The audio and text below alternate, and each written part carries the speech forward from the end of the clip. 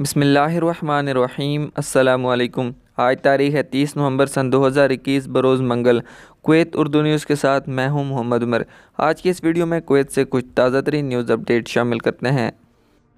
خبر ہے کہ کویت کے لیے ہوائی ٹکٹوں کی قیمتوں میں کویت گورنمنٹ کی طرف سے کمی کی یقین دہانی کروائی گئی ہے۔ افریقی کرونا وائرس کی تبدیل شدہ شکل اومیکرون کے ابھرنے کے پیش نظر کویت حکومت کی طرف سے دی گئی یقین دہانی کہ ہوائی اڈے یا سرحدوں کو بند کرنے کا کوئی ارادہ نہیں ہے کے نتیجے میں ٹکٹوں کی قیمت 200 دینار کی سطح سے بتدریج کم ہونا شروع ہو گئی ہے۔ تفصیلات کے مطابق سفر اور سیاحت کے شعبے سے وابستہ ذرائع نے بتایا ہے کہ ٹکٹوں کی قیمتیں ریزرویشن سے اگلے چند دنوں میں بتدریج کم ہونا شروع ہو جائیں گی، لیکن یہ ان قیمتوں کے مقابلے میں نسبتاً زیادہ رہیں گی جو اومیکرون وائرس کے انکشاف سے پہلے تھی۔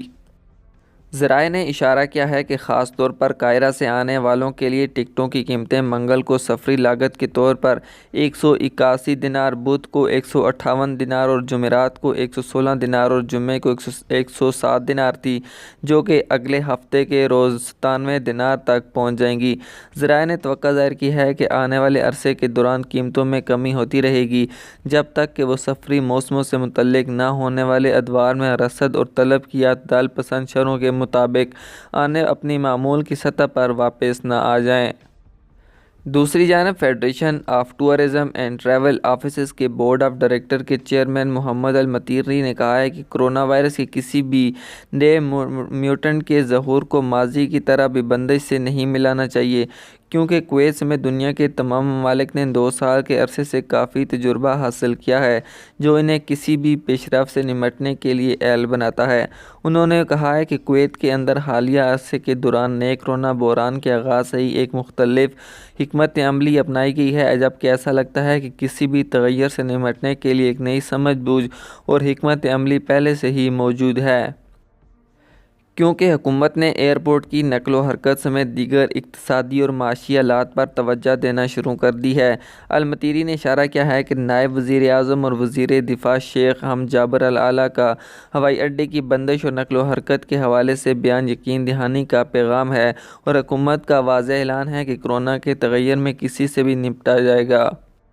محمد المطیری نے تمام شہریوں اور رہائشیوں سے کہا ہے کہ وہ سفر کی تاریخوں میں ترمیم یا واپسی کی تاریخ سے پہلے نئے ریزرویشن کرنے میں جلد بازی نہ کریں تاکہ سفر کی مانگ ایک مخصوص مدت کے دوران اور بلا جواز پر موجود نہ بڑھے۔ المطیری نے اس بات پر بھی زور دیا گیا ہے کہ کویت کے ہوائی اڈے پر کام کرنے والے تمام سیاحتی سفری دفاتر اور ایئر لائنز شہریوں اور رہائشیوں کی تمام خواہشات کو آسانی کے ساتھ دستیاب پورا کرنے کے لیے 24 گھنٹے دستیاب ہیں۔ اگلی خبر شامل کرتے ہیں کہ منسٹری آف انٹیریئر نے کویت موبائل آئی ڈی ایپ پر ڈیجیٹل ڈرائیونگ لائسنس کی منظوری دے دی ہے۔ وزارت داخلہ کی طرف سے یہ کہنے کے بعد کہ لوگوں کو فزیکل ڈرائیونگ لائسنس اپنے ساتھ رکھنا ضروری ہے اور مائی کویت ایپ موبائل آئی ڈی اپلیکیشن پر موجود ڈیجیٹل لائسنس ڈرائیونگ لائسنس کے طور پر لے جانے کے لیے کافی نہیں ہے۔ وزارت داخلہ نے اپنا بیان واپس لے لیا ہے اور بتایا کہ الیکٹرانک ڈرائیونگ لائسنس کی منظوری اب دے دی گئی ہے اور اسے جنرل ٹریفک ڈپارٹمنٹ کی طرف سے جاری کردہ ڈرائیونگ لائسنس کے طور پر سمجھا جائے گا، یعنی کہ اگر آپ کے پاس اصل لائسنس موجود نہ بھی ہو اور بلکہ صرف موبائل آئی ڈی میں موجود ہو تو بھی اسے مانا جائے گا۔ حکومت کے مستقبل کے وژن یعنی ای گورنمنٹ کو حاصل کرنے کے لیے فریم ورک کے اندر اور میری شناخت اپلیکیشن کی درخواست کو اپنانے کے کابینہ کے فیصلے پر عمل درآمد میں کویت موبائل آئی ڈی اپلیکیشن کے ذریعے جاری کردہ الیکٹرانک لائسنس کو منظور کیا گیا ہے اور اسے ڈرائیونگ کے لائسنس کے طور پر سمجھا جا رہا ہے۔ وزارت داخلہ کے شعبہ تعلقات عامہ اور سیکورٹی میڈیا نے کہا ہے کہ جنرل ٹریفک ڈپارٹمنٹ کی طرف سے جاری کردہ تمام الیکٹرانک طریقہ کار کی حمایت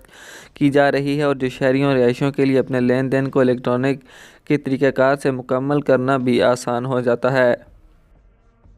آج کی خبروں سے اتنا ہی۔ مزید خبروں کے لیے ہمارے یوٹیوب چینل پر وزٹ کریں، ہمارے چینل کو سبسکرائب کریں اور بیل آئیکن کو ضرور پریس کریں تاکہ آپ لمحہ بلمحہ اپڈیٹ حاصل کر سکیں۔ مجھے دیجیے اجازت۔ اللہ حافظ۔